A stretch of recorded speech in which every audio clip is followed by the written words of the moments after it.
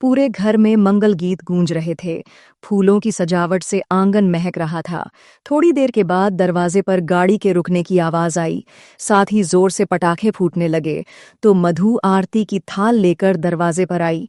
उसका लाडला देवर विशाल दूल्हे के रूप में बहुत ही प्यारा लग रहा था। उसकी आंखों में खुशियों के आंसू झलक रहे थे। उसने बड़े प्यार से अपनी देवरानी सिम्मी का गृह प्रवेश करवाया। आसपास की औरतें मधु की तारीफ कर रही थीं कि उसने कितने प्यार से अपने देवर की जिंदगी को संवारा है। मधु ने गृह प्रवेश के बाद अपने सास ससुर की तस्वीर के आगे विशाल और सीमी को खड़ा करते हुए कहा, मम्मी पापा का आशीर्वाद लो। आज मधु की आंखें खुशी से भरी जा रही थीं क्योंकि उसके देवर विशाल की दुल्हन घर आ गई थी। जब मधु इस घर में आई उस समय विशाल मात्र 15 साल का था। घर में सासुर नहीं थे। एक बुजुर्ग बुआ सास थी।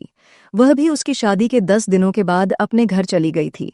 तब से लेकर आज तक विशाल की सारी जिम्मेदारी मधु ने खुद ही उठाई थी। उसके पति तो ऑफिस के कामों में व्यस्त रहते थे, तो मधु घर के कामों के साथ साथ तेवर की पढ़ाई लिखाई में भी मदद करती थी। विशाल भी अपनी भाभी के बहुत करीब था। मधु उसे अपने बच्चे की तरह संभालने लगी थी। 5 सालों के बाद वह एक बेटी की मां बनी। तब उस पर दोहरी जिम्मेदारी आ गई थी, लेकिन उसने सारी जिम्मेदारी बेहिचक निभाई। जब विशाल पढ़ लिख कर एक मल्टीनेशनल कंपनी में जॉब करने लगा था तो उसके लिए अच्छा रिश्ता आया। मधु की खुशी का ठिकाना न रहा। उसे लगा कि इतने सालों से वह अकेले घर की देखभाल कर रही है। अब उसकी देवरानी आ जाएगी तो दोनों प्यार से मिलजुल कर रहेंगे। विशाल की पत्नी सिममी दिखने में बहुत ही खूबसूरत थी, लेकिन जब वह घर आई और उसने देखा कि घर में केवल बड़ी भाभी का ही नाम चलता है तो उसे थोड़ी चिढ़ सी महसूस हुई। वह सोचने लगी, हर काम में दीदी ही आगे रहती हैं तो फिर मुझे कुछ करने की जरूरत ही क्या है। इसलिए वह घर के कामों में उसकी कोई मदद नहीं करती थी।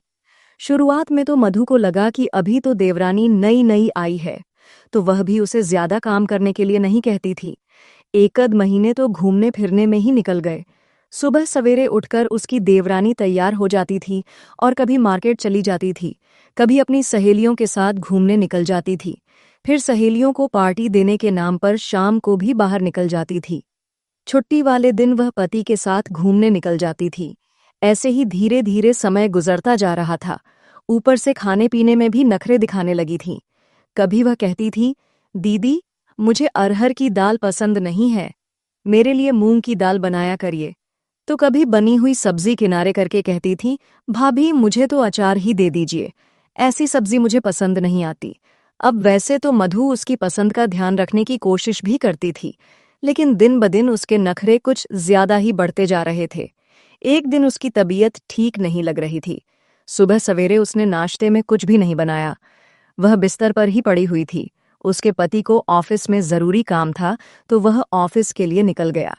थोड़ी देर के बाद उसकी बेटी उठी तो कहने लगी, माँ मुझे भूख लगी है। तब वह किसी तरह उठकर कमरे से बाहर आई। आज रसोई से अभी तक कोई आवाज नहीं आ रही थी। उसे हैरानी हुई और वह सोचने लगी, मैं इतनी देर से कमरे में हूँ, लेकिन छोटी एक बार भी यह देखने नहीं आई कि आज मैं नाश्ता क्यों नहीं बना रही हूँ। तब मजबूरन वह खुद ही अपनी देवरानी के कमरे के बाहर गई और उसने दरवाजे पर दस्तक दी।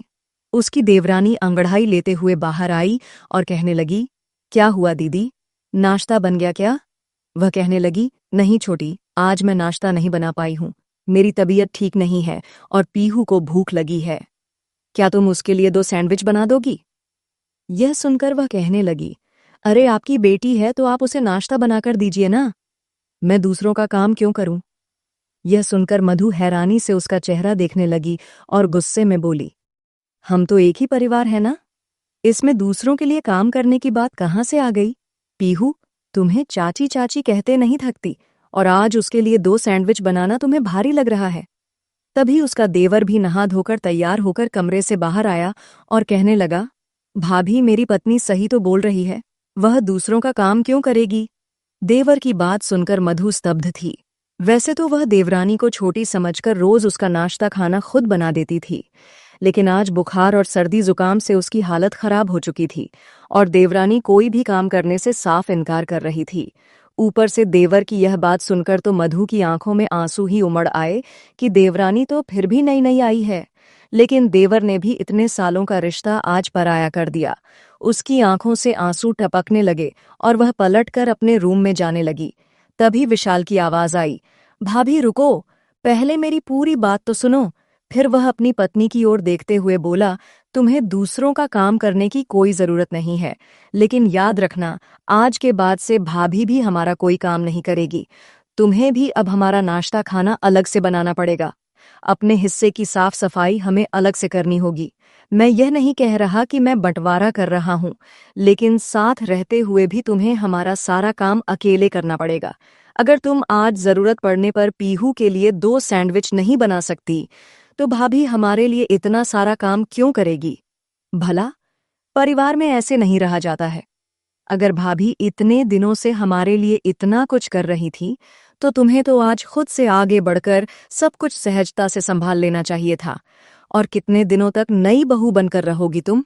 हमारी शादी को 3 महीने हो चुके हैं। अब तो तुम्हें भी थोड़ा घर गृहस्थी में सहयोग करना चाहिए। भाभी घर संभाल लेती हैं। इसका मतलब यह नहीं है कि तुम यहाँ पर बस आराम करने के लिए आई हो। घर अगर हमारा है, तो घर के कामों की जिम्मेदारी भी हम सब की बनती है, किसी एक की नहीं। तुम सोच लो, अगर तुम्हें दूसरों का काम नहीं करना है, तो दूसरे भी अब तुम्हारा काम नहीं करेंगे। और भाभी, आप परेशान मत हो। आज मैं ऑफिस से छुट्टी ले लेता हूँ और पीहू को नाश्ता भी बनाकर दूंगा और आपके लिए खिचड़ी भी चढ़ा देता हूँ। बाकी कल से मेरी बीवी को जो करना होगा, उसकी मर्जी। इतना कहकर वह गुस्से में किचन की ओर चला गया।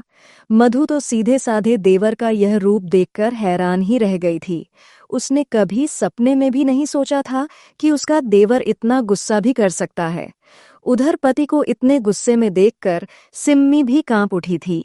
उसे बड़ी घबराहट होने लगी कि अगर उसके हिस्से का सारा काम उसके ही सिर पर आ पड़ा, तो वह अकेले सब कुछ कैसे संभालेगी। इसलिए उसने तुरंत ही अपनी जेठानी के पास जाकर कहा, दीदी आप आराम करिए, मुझे माफ कर दीजिए, मुझसे गलती हो गई। ऐसे समय पर मुझे भी घर संभालना चाहिए था। दरअसल बात यह है कि मुझे यह सब काम करने की आदत नहीं है, न तो मुझे समझ नहीं आ रहा था कि क्या कैसे संभालूं। इसलिए गलती से मेरे मुंह से निकल गया कि मैं यह सब काम नहीं करूंगी। लेकिन आप जाकर आराम करिए, मैं भी आपके लिए गर्मा गर्म काढ़ा बनाकर लाती हूँ। इतना कहकर वह तेजी से रसोई की ओर भागी। रसोई में विशाल प्याज और टमाटर काट रहा था। वह उसके हाथों से चाकू लेते हुए बोली, दोजी, मैं कर लेती हूँ, और मुझे अकेले कोई काम नहीं करना है। आज के बाद से मैं कोशिश करूंगी कि घर के कामों में दीदी की मदद करूं और सब कुछ सीखने की कोशिश करूं। मुझे प्लीज माफ कर दो। कहते कहते उसकी आंखों में आंसू छलक आए। तब विशाल ने प्यार से कहा, अब मैं सैंडविच बनाने की तैयारी कर रहा हूं ना, तो तुम भाभी के लिए खिचड़ी बना दो। खिचड़ी तो बना लोगी ना तुम? तो सिम्मी ने नम आंखों से सहमति में सिर हिला दिया। थोड़ी देर बाद वह काढ़ा लेकर अपनी जेठानी के पास पहुंची तो मधु की आंखें खुशी से चमक उठीं और वह कहने लगी, थैंक यू छोटी। तब वह कहने लगी, दीदी, आप तो रोज हमारे लिए इतना कुछ करती हैं।